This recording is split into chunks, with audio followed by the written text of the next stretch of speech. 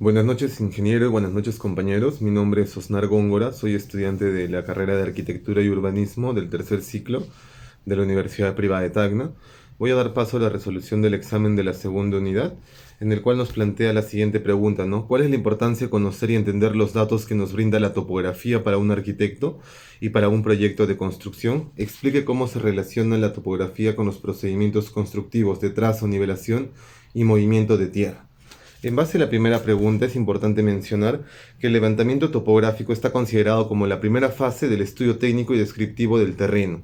En tal caso, debemos considerar las características propias del lugar, las condiciones del suelo, y todo este tipo de conjunto de elementos y características nos permiten elaborar como futuros profesionales el plano adecuado del terreno. El arquitecto debe analizar del mismo modo las diferentes etapas o lugares o locaciones donde se va a implementar, la construcción de la edificación. Para ello, mantener el genus loci y mantener una adecuada tipología e idoneidad de materiales y formas en el proceso constructivo, ¿no?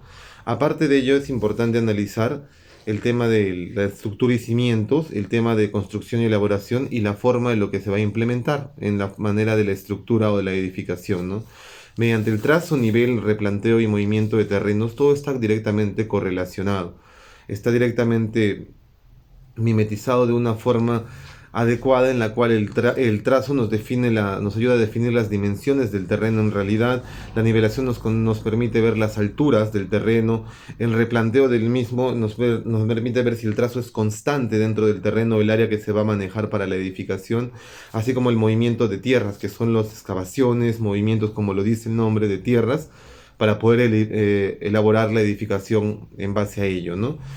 Tenemos unas consecuencias del mal estudio topográfico como futuros profesionales, las cuales podemos mencionarlas en tres. Una podrían ser complicaciones en la entrega del proyecto durante la ejecución del proceso productivo constructivo, ¿no? La otra es de que pueden incrementar el valor del presupuesto que ya se tuvo en un inicio por errores que se han venido dando, que se pudieron haber subsanado o se pudieron haber previsto, ¿no? Y la tercera son los daños a la salud o daños a la vida humana en el caso de la mano de obra, ¿no?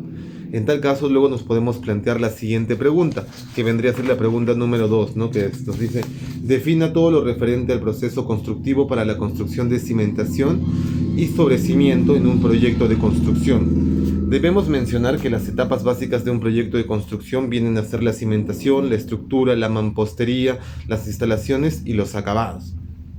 Es importante mencionar que dentro de todo ello, la cimentación viene a ser pieza firme y pieza base.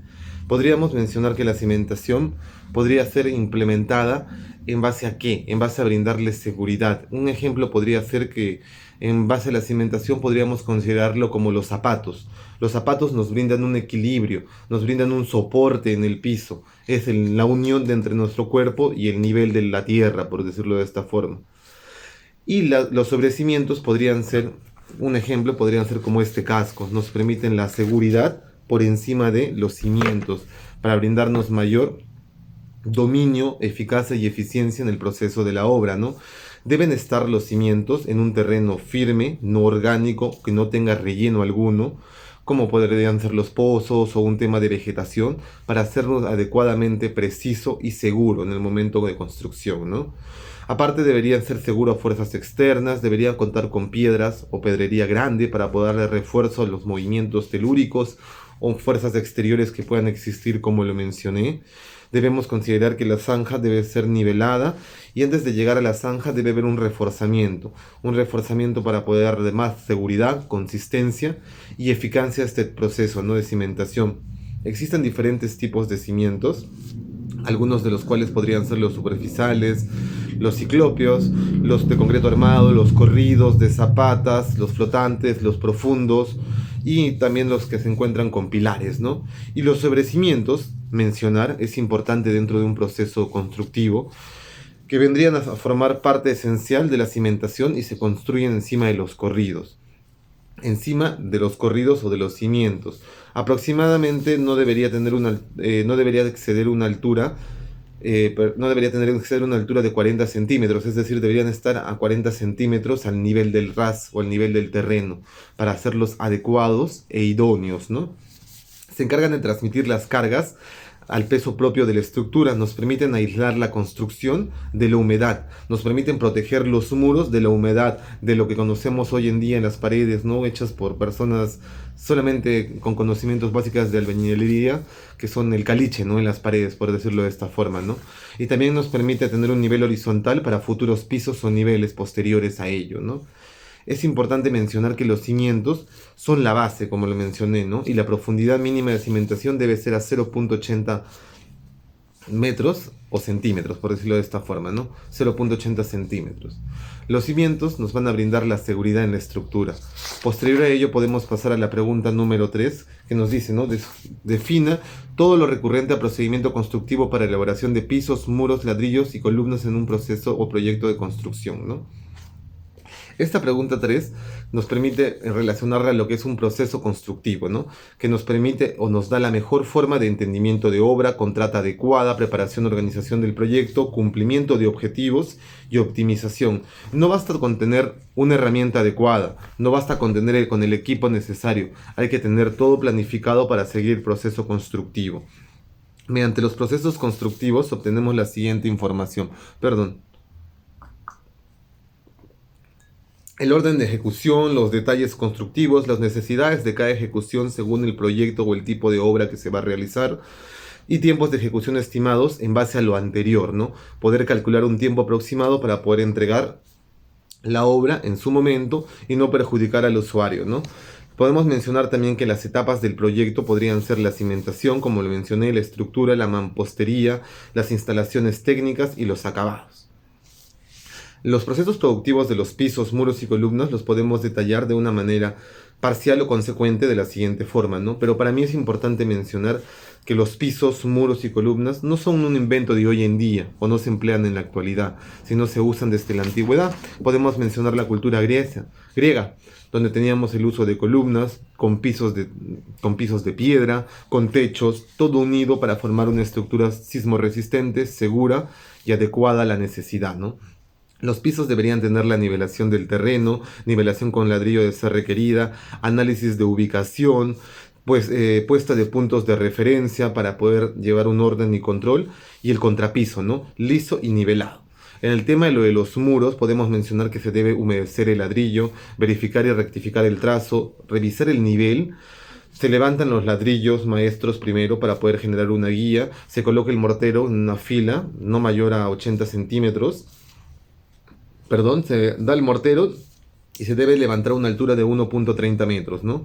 Y en relación a las columnas, como lo mencionaba, que son empleadas desde la antigüedad, se realiza un encofrado. El encofrado es el molde donde va a estar la estructura o el concreto, por decirlo de esta forma, ¿no? Se realiza un plomeo de la columna con ayuda de instrumentos necesarios y equipos. Se usará vibradora en el concreto. Se emplea petróleo para el afirmamiento de las columnas, muchas veces es un secreto o un tip de construcción.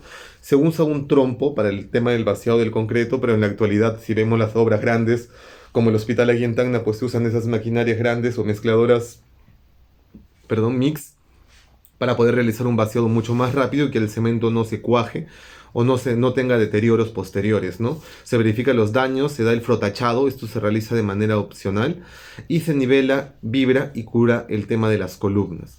En base a ello podemos pasar al tema de la cuarta pregunta, que sería, ¿no? Definir lo referente al procedimiento constructivo para la construcción de vigas losas en un proyecto de construcción, ¿no? La calidad de los procesos constructivos influye en la fortaleza o fragilidad de las estructuras, en la edificación que se va a entregar, y siempre se busca el tema de la eficacia y eficiencia, ¿no?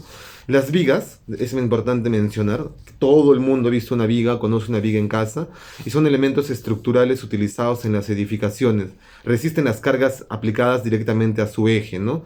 Se caracterizan por sus apoyos, por su forma transversal, longitudinal, el material y las condiciones que generan equilibrio entre ellas.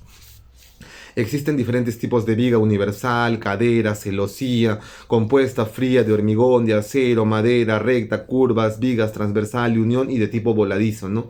Y entre otras que podemos seguir encontrando. Igual mencionar que la losa es un elemento estructural de tipo horizontal, en plano, por decirlo de esta forma, usado para que la superficie, siendo reiterativo, sea plana, ¿no? Esté a un nivel. Se pueden diferenciar según su estructura, podrían ser en una o dos direcciones, se puede dar según su composición, si son macizas, ligeras, los acero, de placa fácil, por decirlo de esta forma, según el apoyo sobre columnas, sobre muros, según la construcción, si podrían ser vaciadas o prefabricadas, según la utilización que se vaya a dar, ¿no? Y el proceso constructivo de las vigas, es importante recalcar que se da primero el encofrado, el doblado y montaje de las armaduras para el armaje de ellas, el desencofrado y el curado debe realizarse por lo menos durante los 7 primeros días, ¿no? Cuando se haya alcanzado el 70% del secado para su resistencia. En el caso de las losas horizontales, como mencioné, se debe dar la preparación y revisión del terreno, colocación de la red mallada para la nivelación, orden de las mismas. Se debe dar la colocación del hormigón, vertido el hormigón fresco, la nivelación y compactación y el fratrazado, ¿no? Se da el corte de juntas, revisión de niveles, se da el curado del hormigón, acabado final del hormigón de acuerdo al proyecto determinado, ¿no?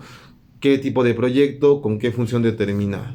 En base a estas 4 preguntas que se han respondido en el presente examen, acabo de tener conocimientos plenos en realidad sobre los procesos productivos o procesos constructivos, ¿no? En la construcción, en base a muros, pisos, losas, vigas. Mucho podemos ver en nuestras casas, hemos pasado un movimiento telúrico el día de hoy, pero si no fuera por la resistencia y buena construcción de nuestras vigas, columnas, losas, pisos, nuestra casa estaría en el suelo, con un movimiento leve. En cambio, este tipo de sistema y la adecuación de procesos constructivos permiten la eficacia y eficiencia en la construcción. Es por eso que hoy en día estamos en una vivienda aún de pie, ¿no? Y nos permite brindarnos seguridad, confort al usuario y genera mejor plusvalía al momento de entrega del proyecto final. Esto sería todo. Muchas gracias, ingeniero y compañeros.